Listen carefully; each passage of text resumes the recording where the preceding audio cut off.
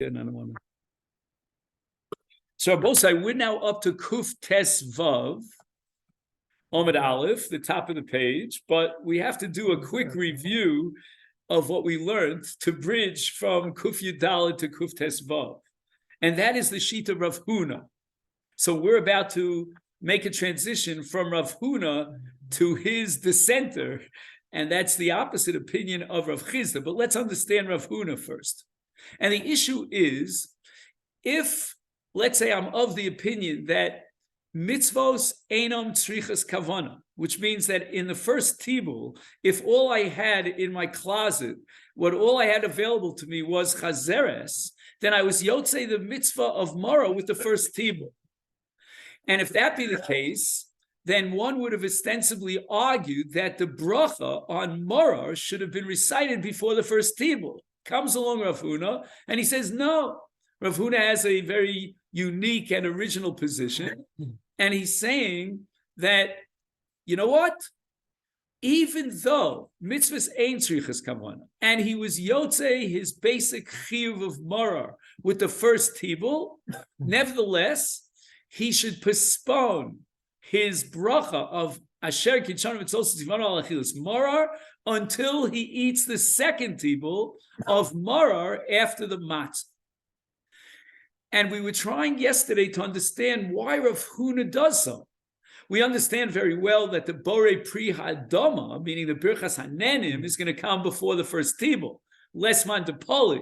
No one's going to question that. We had a long discussion about whether the Borei Pri Hadama before the first tibul will bridge over to the Marar that he eats later on. And there were two opinions about that question. One opinion said he has to have in mind when he makes the Borei Pri Hadama before the first tibul that he's going to pater up the chazeres, the Marar that he eats later on. And the other opinion said, the Balei Tosfos, they said, wait a minute, in the middle he's going to read the whole Agada before he gets to the second Marar, because the second Marar, which will come after the matzahs, after Magid, he's already read the whole Agada, and that creates a hefsek. And there's no way possible that the Borei Pri Hadama from the first tibul could cover for the second tibul. And therefore, we make a Borei Nefashos Rabos after Karpas, after the first tibul, because that Borei Pri Hadama will not bridge. But Tosfos says he doesn't need a bracha on the second Charoses, on the second Chazeres, because he's eating it within the framework of a Suda, and he washes on the motzi, on the matzah, and the bracha of Hamotzi Lech Menaretz will cover him for the Birchas Hanenim on the Mara. Other Rishonim say, no, Haggadah is not a mafsik, and therefore he should not recite a bracha achrona on the first Chazeres, but rather he should have in mind that the Borei Pri Hadama on the first Chazeres will jump like in checkers over the Haggadah and will land on the second Chazeres. But be that as it may, when we come to the bracha on the mitzvah of Marar, clearly that bracha should be recited before the first tibul, because we're holding now mitzvahs, everybody ain't tzrichas kavana. And if ain't tzrichas kavana, he was yotzei the mitzvah of Marar with the first tibul, because that's all he had was chazeres. Why does Rav Huna insist that the Borei Pri Hadama as a Birchas Hanenim is going to be mevarich on the first tibul, but the Alachilas Marar as a Birchas HaMitzvah will be delayed until after the second tibul? Why do such a thing? And we ended the Shia yesterday with an insight of the Shagas Aryeh. Shagas Aryeh, I just want to point out, was a Rav in the city of Metz, back in France at certain points, Germany, and he wrote a tremendous work called the Shagas Aryeh. I don't know if you heard of it. He was a scholar among scholars, a very original thinker, and he writes the following. And again, this we ended yesterday here on Kuf Yudalad Amud Beis, in the paragraph that starts with the footnote here that starts with the footnote Lamites that start with the word Rabim. And the Shagas Aryeh said the following. He says that if a person did not recite a bracha before a mitzvah, which is called over lasiyasan, then he could recite the bracha after the mitzvah. So although it's true, no doubt about it, he was yotzei his mitzvah of Marar already with the first tibul, and he will recite the bracha of Alachias Mara on the second tibul, which is not over L'Siyosan, but rather Li'achar Asiyosan, nevertheless, he could be Yotzei B'di'eved with a bracha after the Asiyah. That's point number one. Point number two, which is the more fundamental question, is why not make the bracha before the first tibul? And he says the following, that Kol Emas Sha'ochel Morar, he says that he's still eating the morar. And since he's eating the morar, he wants to delay the bracha until he completes the mitzvah of morar. What does that mean? That the mitzvah of morar, in the case where he has no yerek for tibul rishon other than morar, that mitzvah of morar now becomes spread, it becomes split into two parts. And we were wondering, how do you find a mitzvah that's split into parts?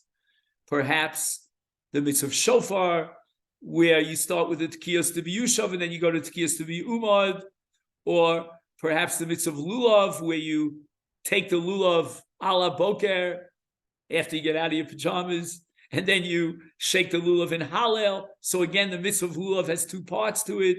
Perhaps Sfiras HaOmer, when you have to complete 49 days of counting the Omer, so there are many parts to the mitzvah. Perhaps Daled Kosos on Leil Pesach, where it's not enough to drink 1, 2, 3, but rather 4 kosos. So there are mitzvos which develop over time, so to speak. There are different Masechet HaMitzvah, the sum total of which, the culmination of which, is the clincher of the mitzvah. But they're not different mitzvahs? You have 4 cups of wine. Each one's a different mitzvah. Yeah. Sfirat Omer, each one is you counting that day. Correct. So I didn't get into that whole issue, whether or not there's one mitzvah of 4 kosos, or 4 separate mitzvahs, whether there's 49 separate countings and each one's a separate counting, or it's one mitzvah.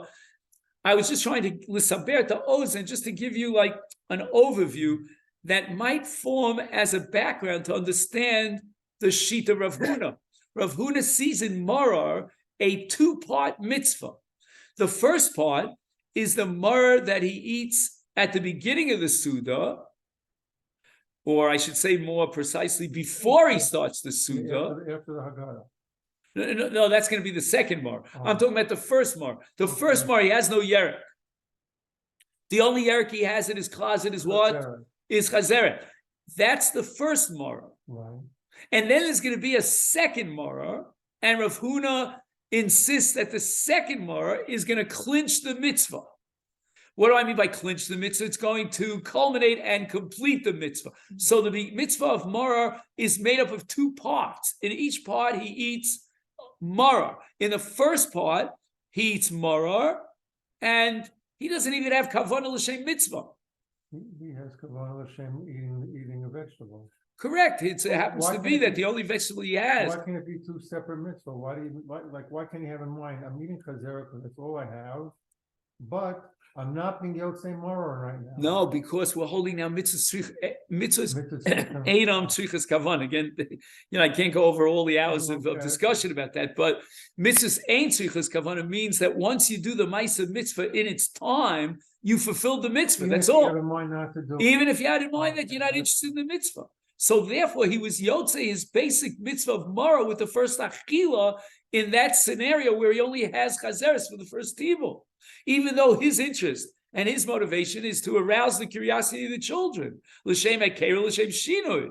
Kadesha yishlu atinokos v'yigadet lebincha. We're not involved in the mitzvah of Mara, but it doesn't matter. He did the physical, mechanical act of eating Mara, and with that, if mitzvahs ain't tzrichas kavanah, he fulfills his mitzvah of Mara. But comes along Rav Huna, and he wants the bracha on the mitzvah of Mara to be postponed until the second Mara, the Mara that he eats after the matzah.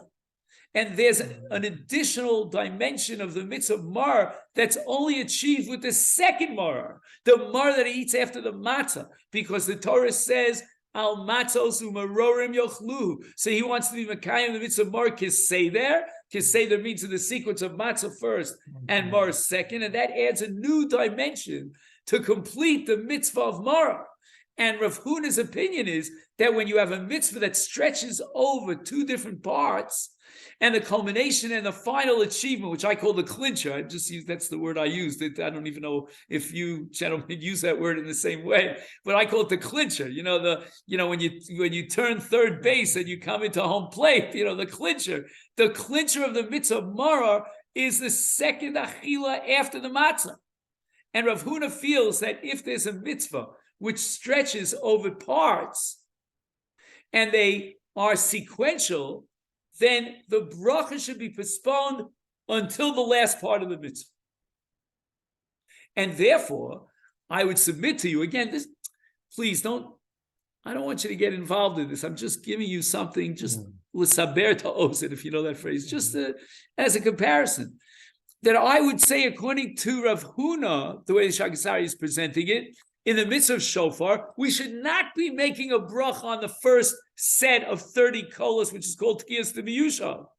We need to wait and postpone the bracha until we get to the Tkiyas D'Ma'umad, which is called Tkiyas Al Seder HaBrachos. And if, let's say, there would be a bracha on lulav for Hallel, meaning if the complete mitzvah of lulav, right? How does it say in the pasuk? Atzei hayar yirananu ka, or maybe I'm not quoting it exactly, but the pasuk that teaches me that there's a kiyum of Hallel in lulav. Otherwise, why are we holding the lulav during Hallel? We don't hold anything during Hallel, not even a baby. Again, if there's no one there to hold the baby, but I'm saying, if you do it the right way, smooth, then you don't hold anything during Hallel. And to take a lulav in the middle of Hallel would be totally extraneous to Hallel and would be prohibited unless there's a separate kiyum that enhances your mitzvah of lulav.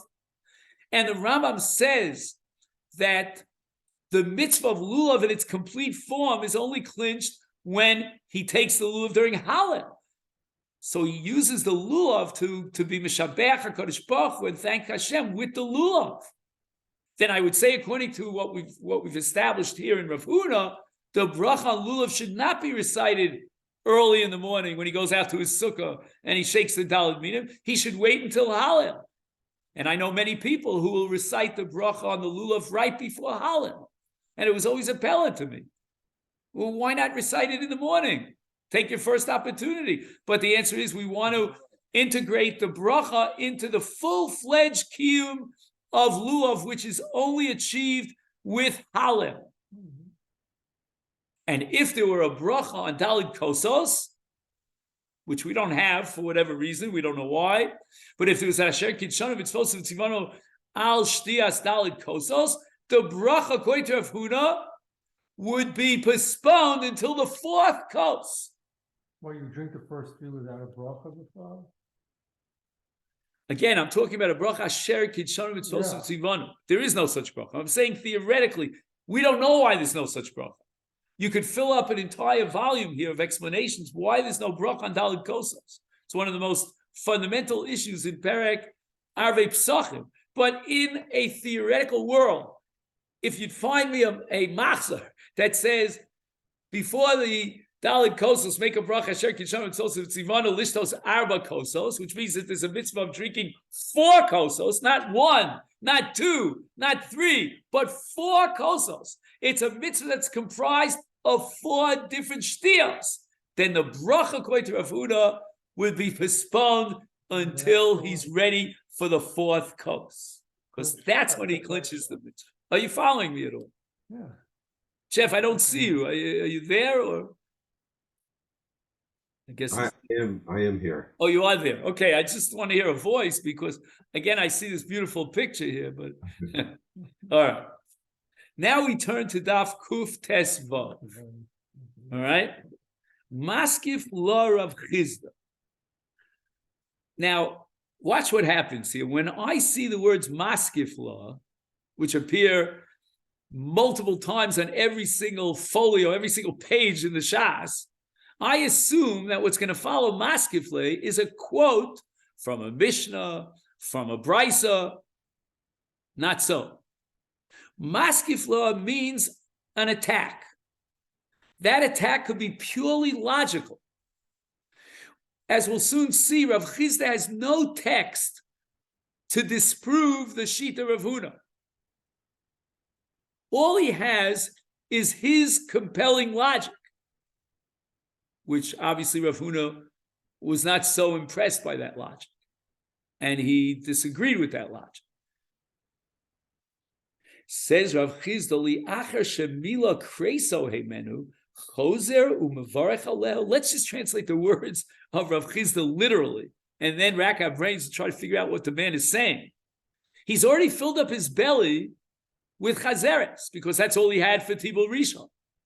He did not recite a bracha of Asher Kitshanu Mitzvot Tzivanu Al Achilas Mara according to Rav Huna until he eats the second chazeres. Well, says Rav Chisda, you've already filled up your belly with chazeres, and now you're going to make a bracha on chazeres? How could that be?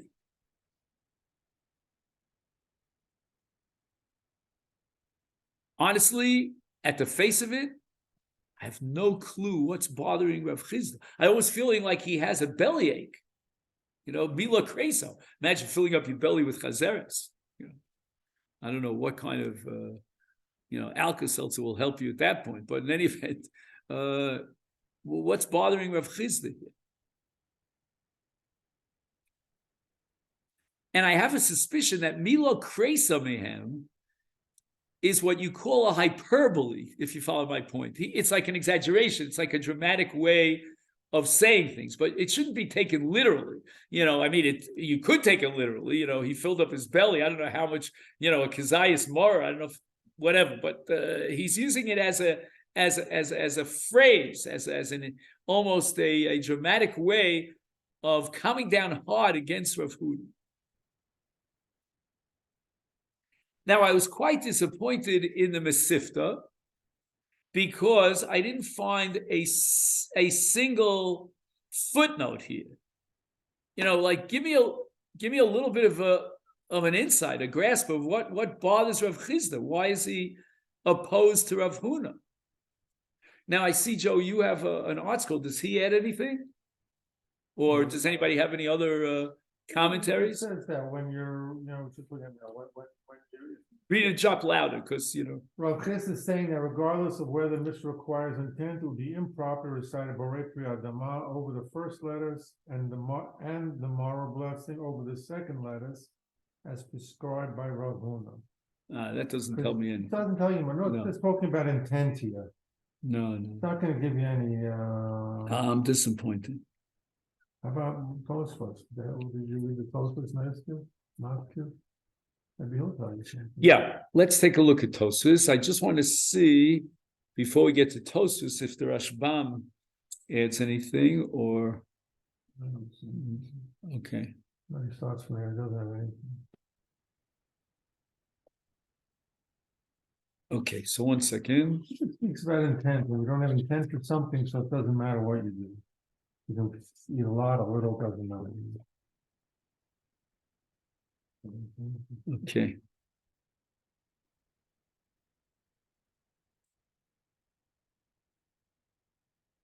Okay, so Rav Chisda, first of all, insists that you make the bracha of Al-Chilas Morah before the first Tibul.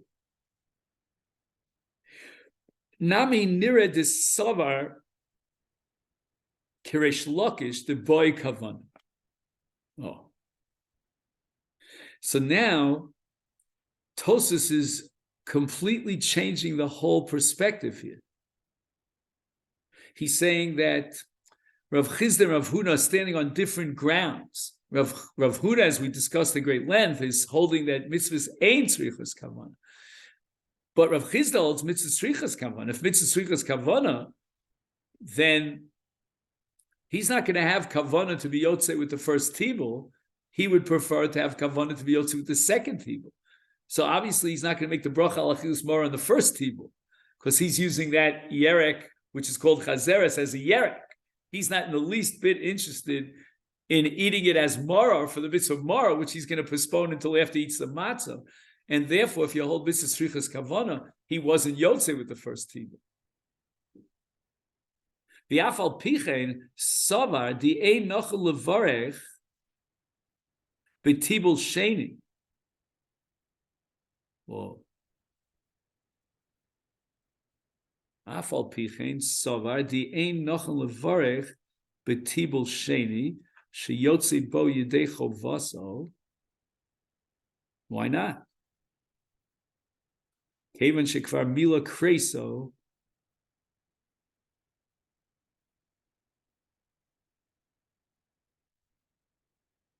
It sounds like he's introducing a concept of maris ayin, kind of.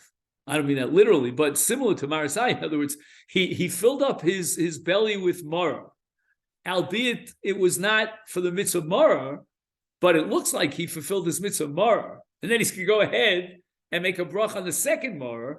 So it's intent. That's he's saying intent. No, I'm talking about the spectator. What does it look like in the eyes of the spectator? Okay. It seems to the spectator, that's called maris ayin, as if he was yotzei his mitzvah of maror with the first achilas maror, and now he's making a bracha on the second tibul.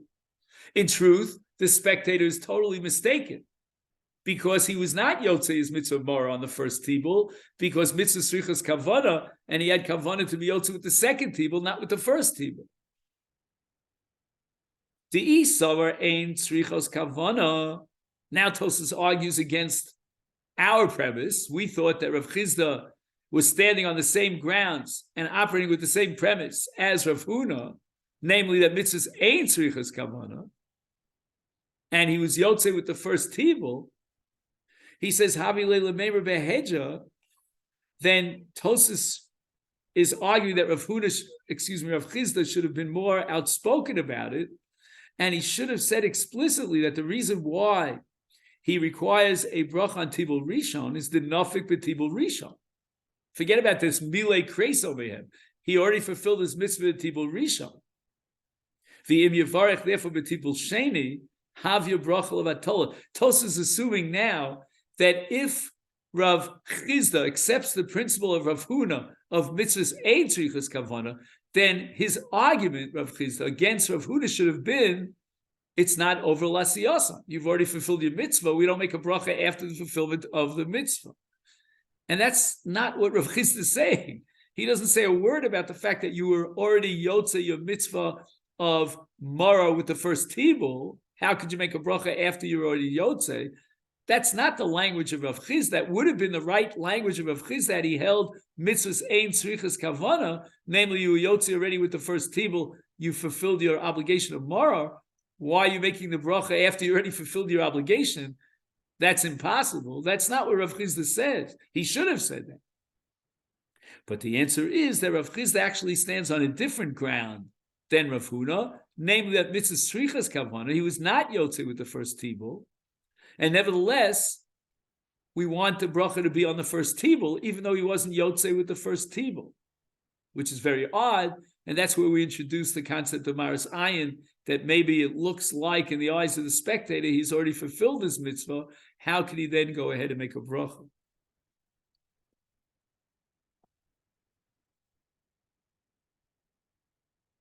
Lo tzarech l'Rav Chizda ladurei ashar yiroke. Okay, I don't know what that means. I'm going to look up here in the Bi'urei Tosfos for a second. He says, "Yivarach b'Tibul Sheni le'achish kvar yotza havi le'brach levatola u'milo amar ken alma d'spir le'delo yotza chavas b'Tibul Rishon v'afal pichei mevarach b'Tibul Rishon v'lo b'Tibul Sheni." Oh, listen to this. Kidei shelo yeh nireh ki mevarach ala mitzvah le'achas yosef. In Cain, lo tzarech l'Rav Chizda ladurei ashar yiroke l'Tibul Rishon kidei shelo takdim achilas mar lematzah sharei einu yotzi ba yedei chovaso k'ramir liela leave the Reish Lakish. Tosfos wants to gain something else, that if in fact Rav Chizda is of the opinion that mitzvah tzrichas kavana, then we understand very well that we don't have to require him to look for another yerek because he's not yotzi the mitzvah with the first mar, and therefore he could gain the extra benefit of eating the maror for the mitzvah of maror after the matzah. So why? Tosfos is sort of implying a question here. Why are we letting him get off the hook and say, all right, if that's the only vegetable you have, go ahead and use it for Tibul Rishon. All you have in your closet is chazes. Why don't we say to him, hey, go ahead out there in the marketplace and find another yerek? We don't find that the Mishnah requires him to do that extra effort and go the extra mile to find a yerek. And the problem is that if he doesn't go that extra mile, then he's going to be fulfilling his mitzvah of maror before matzah. So we should really push him and advise him to go ahead and get a different yerek, so he doesn't forfeit that mitzvah of maror after matzah. Matzah first, maror second. But if I hold that mitzvah tzrichas kavana, then everything fits into place. We have no reason to require of him to look for a yerek. We're not afraid that he's going to forfeit the mitzvah of matzah first and maror second, because he's not going to have kavana in the first tibul to be yotze.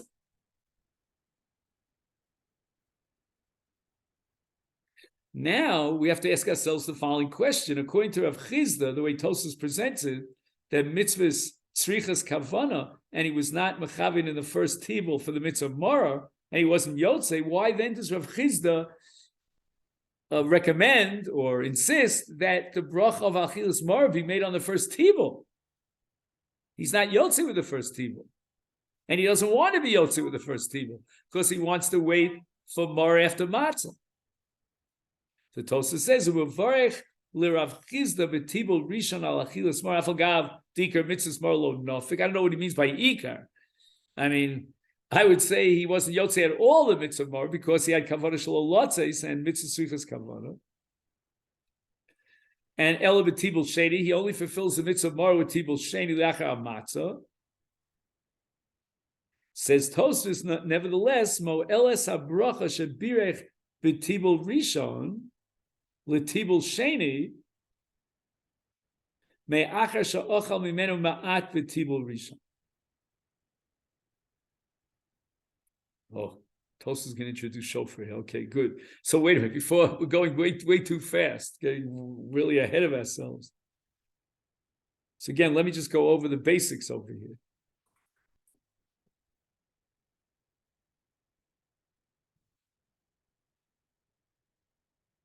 If mitzvahs ain't tzrichas kavanah, then Rav Chizda's objection to Rav Huna should have been much more far-reaching and fundamental. He should have said, how could you make the bracha after you already yotze the mitzvah? But rather, Rav Chizda is of the opinion that mitzvahs tzrichos kavanah. And even though mitzvahs tzrichos kavanah, Rav Chizda says it's not right to make the bracha after the tibul of Tibul Rishon, even though again he wasn't yotze with Tibul Rishon. Can I disturb you for a second? Just give me 1 minute. I just got to get myself. Sorry, Joe. I'm just trying to review this. I didn't really prepare this Tosfos so well. So 1 second. There's a lot of nuances here. But again, he's saying that Kevan Shekfar Mila Kreso, he already ate the maror in Tibul Rishon. And then it would look like he's making the bracha after he did the mitzvah.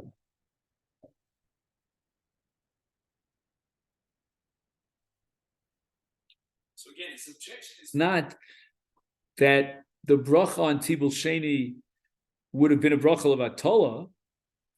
That's not so, because he holds mitzvah tzrichas kavanah.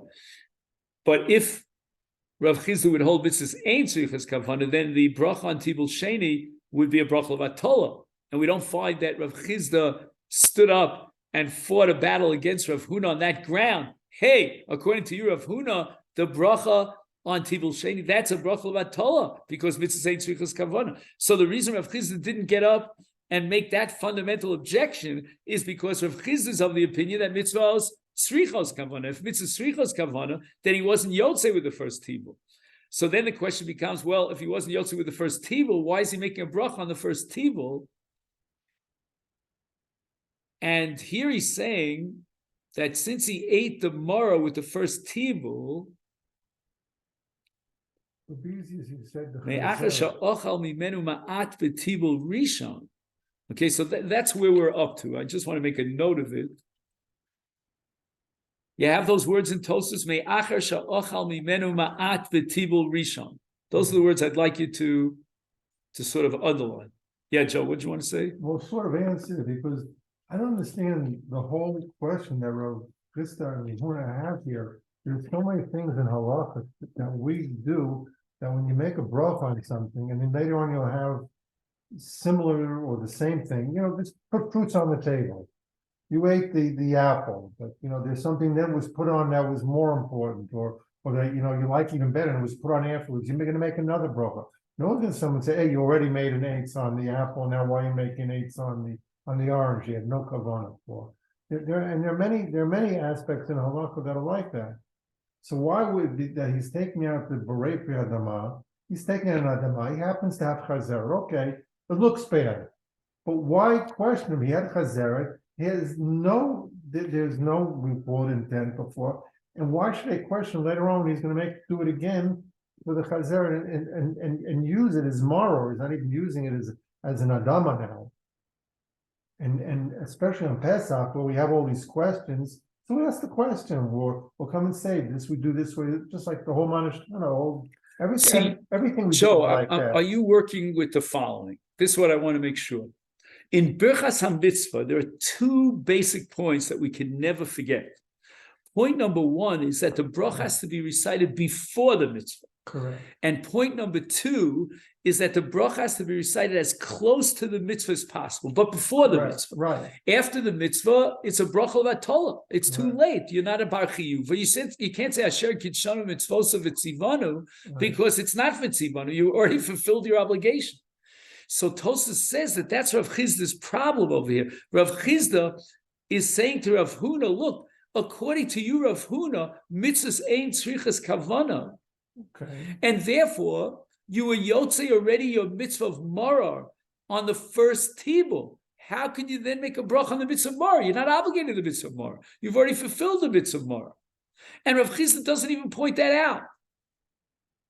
You follow Tosfos is learning not from what it says, but from what it doesn't say. He sort of answered half my question. What I mean to say is that Rav Chizda should have gotten up and screamed and yelled at Rav Huna and saying, wait a minute, you already fulfilled your mitzvah of Mara. How could you now make a bracha? It's a bracha of Atola. You can't say Asher Kitshanu Mitzvos V'tzivanu if you've already fulfilled the mitzvah. But that's not what Rav Chizda says.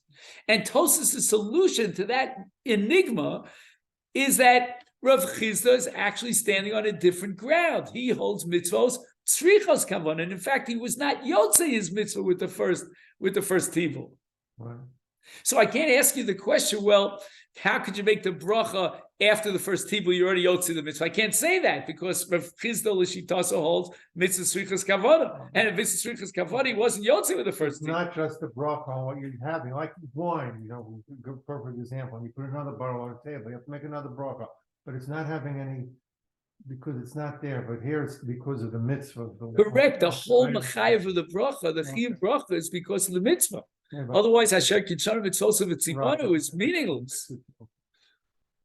Now, I don't want to get off on a tangent, but according to the Rambam, a woman cannot make a bracha on shofar, on lulav, on sukkah, because it's a mitzvah seishas man grom. She can't say Asher Kitshanu Mitzvosa V'tzivanu because God didn't command her in those mitzvahs. She wants to do it optionally. Fine, she wants to volunteer, wonderful, but don't say Asher Kitshanu Mitzvosa V'tzivanu. And Rabbeinu Tam disagrees, and we don't understand Rabbeinu Tam. Yet all the Ashkenazim rely on Rabbeinu Tam. But in any event, it's clear that once you fulfilled your obligation, you can no longer make a bracha. And brachas are not something that, let's just make brachas. Well, why not? Another bracha. Okay, great. Thank Hashem. No, the answer is if you're not obligating the bracha, it becomes a bracha of Atola.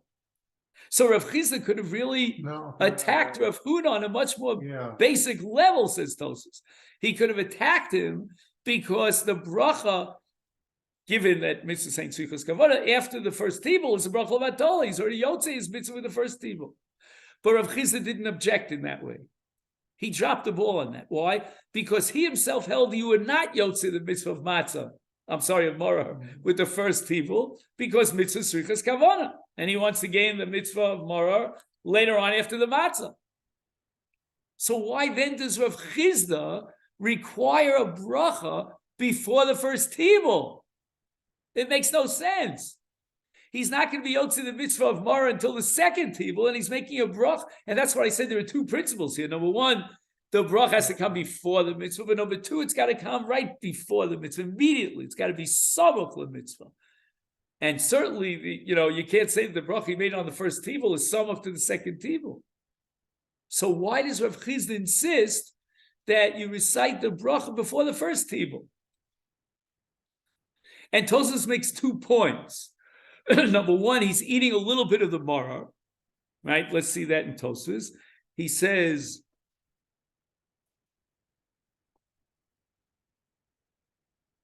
"Me'achar she'ochal mimenu ma'at b'tibul rishon." You have that? Those are the words are both, so you're going to have to underline and memorize those words. Otherwise, we can't go on. Because everything, the secret of Rav Chizda lies here. The key that has to open up this locked door of Rav Chizda lies in these words of Tosfos. Me'achar she'ochal mimenu ma'at b'tibul rishon. Again, I ask you, Rabbi Osai, did he fulfill his mitzvah of Mara with tibul rishon? What's the answer? No, he did not fulfill his mitzvah. Because Rav Chizda holds mitzvahs tzrichos kavana.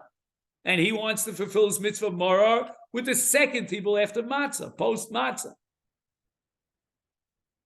So what does Tosfos mean when he says me'achar she'ochal mimenu ma'at b'tibul rishon? By the way, the word ma'at might mean here less than a kazayas. And that goes back to Steve's old point that we should eat for the first tibul less than a kazayas, which we said yesterday was a machlokas. We showed him about that. Anyway, so what does this mean? Ochal mimenu ma'at. You see, even without this, isn't eating the it says ma'at, only supposed to eat only ma'at because otherwise you have a problem with bracha achonim. Right, maybe that, but So that's what he's referring to here when he says maybe ma'at, could be, but actually, Tosfos L'shitaso holds that Haggadah is a hefsek, so he's going to in any event have to make a bracha. Whatever. I mean, without getting into too many complications on that issue, but basically, what is Tosfos saying? Me'achar she'ochal mimenu ma'at b'tibul rishon.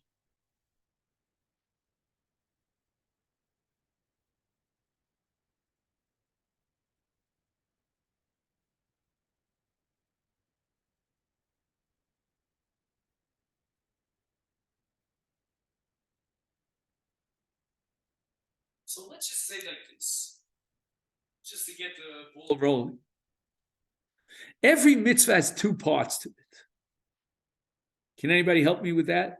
Forgetting about the bracha, we'll get to the bracha in a minute, because then I'm going to ask you on which part is the bracha chal, But what are the 2 parts to every mitzvah? The achila as a maisa mitzvah, like netilas lulav, like blowing the shofar or hearing the shofar, whatever it might be. You follow what I'm saying? That's the external action. Mm-hmm. And then the second part of the mitzvah is the kiyum ha-mitzvah. And in 99.99% of the cases, both happen simultaneously. When I lift up the lulav, I achieve the kiyum ha-mitzvah. Mm-hmm. When I blow the shofar, I achieve. When I eat the matzah, I achieve the mitzvah. It's always like that. But there are a few exceptions where I could engage in the Maisa mitzvah and yet postpone the Kiyum mitzvah. And I'll give you one example, which should come home. And that is when you only have Morar for the first tibul. Mm-hmm. On this night, you're obligated to perform an achilas Morar. Mm-hmm. But yet, mitzvah tzrichas kavan, I don't want to be yotze. I would rather postpone my mitzvah of Morar until after the matzah. So the kiyum mitzvah now is going to be achieved only after the matzah with the second tibul. The first tibul, though, is what? We said every mitzvah has 2 parts to it. Which part of the mitzvah is definitely, you can check the box, through the first tibul? Everybody? Again, I wish I had a whiteboard here. Mhm. If I had a whiteboard, You have one. yeah, okay, I don't know how to use it, but if I had a whiteboard here, I would write the following: mitzvah, put a line under it, 1 with a half a comma, right? And then write Maisa mitzvah, and then 2, Kiyuma mitzvah. Do those 2 happen simultaneously? And the answer is yes, with a capital Y, in 99, etc. percentage of the cases. Here in Marar, when he has no other yerek other than Marar for Tibul Rishon, we have a very, in Yiddish we call it mudna, we have a very strange scenario in which we're going to separate the Maisa mitzvah from the Kiyuma mitzvah. Because we're holding now mitzvah strichas kavana. When does he want to obtain the Kiyuma mitzvah? On the second tibul. Why? In order to fulfill al matzos umarorim yochlu. But when did he do the Maisa mitzvah? With Tibul Rishon. Does everybody see that? Can you do both together? Sure. If he only has, if he has parsley, for karpas, then he'll fulfill both together. The Maisa mitzvah of Achilas Morer and the Kiyuma mitzvah of Achilas Morer will be simultaneous. And that's what it is like in 99.9% of the mitzvahs. I take the lulav and I have the Kiyuma mitzvah. I blow the shofar and I have the Kiyuma mitzvah. I eat the matzah and I have the Kiyuma mitzvah. Here in Morer, of all places, on the whole globe of halacha, the strangest place for this hatchet to fall, where we separate from the Maisa mitzvah, the Kiyuma mitzvah, is Marar. But again, only in the case where, what does he have for Tibul Rishon? Chazeres, that's all he has. So then he does the Maisa mitzvah at stage 1 with Tibul Rishon. But he wants to suspend the Kiyuma mitzvah, which he could do. It's in his hands. He has the authority to do so, to postpone the Kiyuma mitzvah, because mitzvah strichas kavanah. And he doesn't want to be mechaven with the first tibul. But he did the Maisa mitzvah.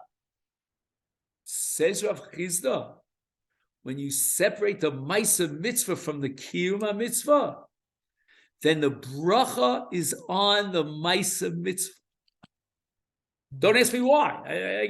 I'm not ready for why now. I just want to know what it is. I'm just asking for the mechanics. I want to know the technical rules that operate here. Right now, I'm just a robot. I want to be programmed. And the programming of Rav Chizda is that if you separate the Maisa mitzvah from the Kiyuma mitzvah, make the bracha on the Maisa mitzvah.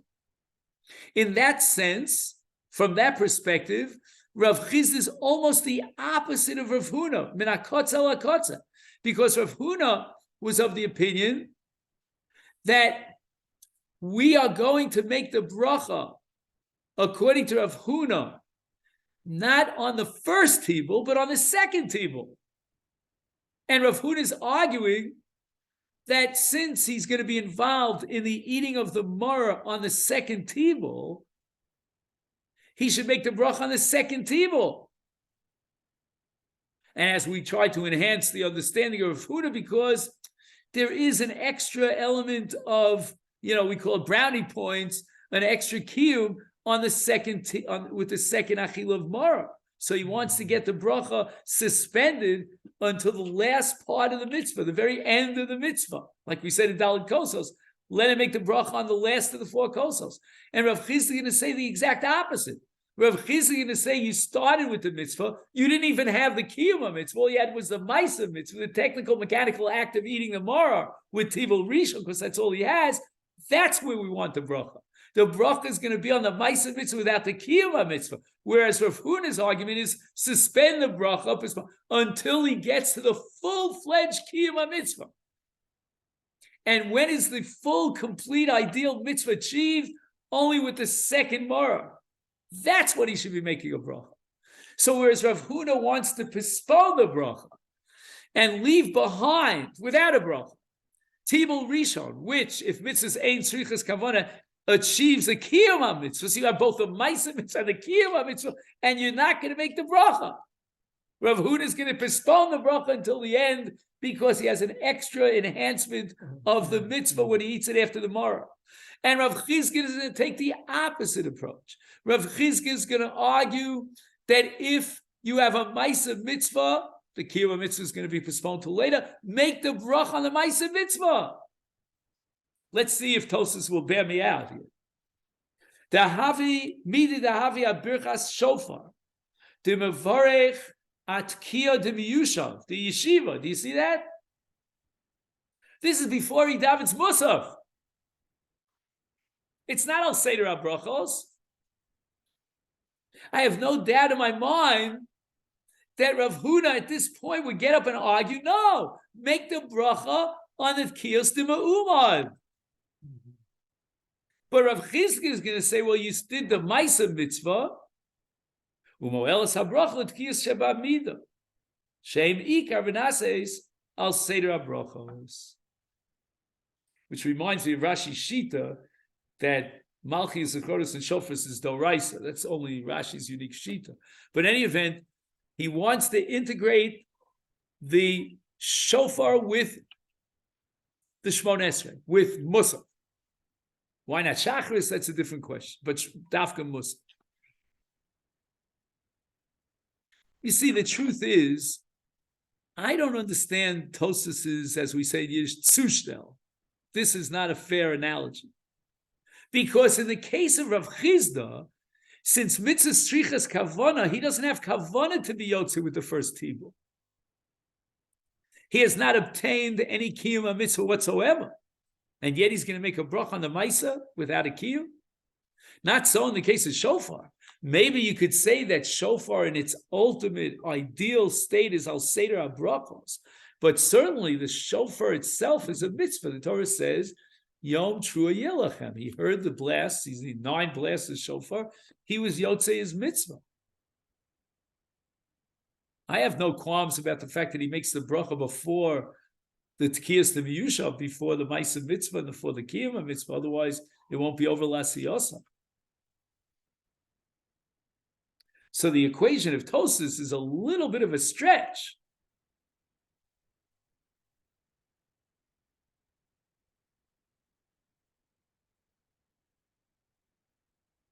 One thing we gain from this Tosas, which is very geschmack for me personally, is that you see that Tosas is searching for cases, for scenarios in which you split the mitzvah into different parts. And the issue of Rav Chizda, Rav Huna revolves around when to make the bracha on the mitzvah. And from one perspective, you could say that I don't understand Rav Chizda.